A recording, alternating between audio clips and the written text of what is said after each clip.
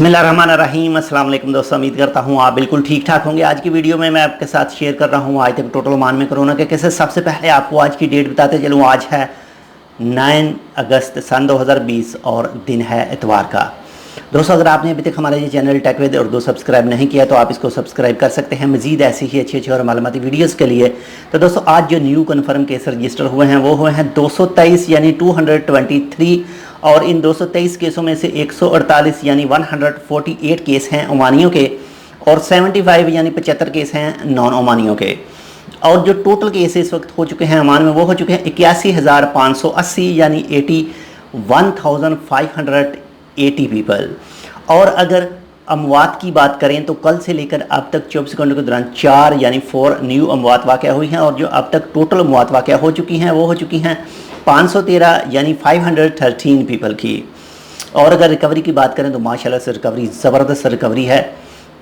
कल से लेकर अब तक 24 घंटों के दौरान 1210 अफराद रिकवर हुए हैं, और जो टोटल रिकवर हो चुके हैं ओमान में अब तक वो हो चुके हैं 74,691 यानी 74,691%। और दोस्तों, इस वक्त जो बाकी मरीज़ रह गए हैं ओमान के अंदर वो हैं 6,899 यानी 6,889% हैं जो बाकी हैं। इंशाल्लाह वो भी बहुत जल्द आने वाले 5 से 6 दिनों में रिकवर हो जाएंगे, जो माशाल्लाह से काफ़ी अच्छी बात है।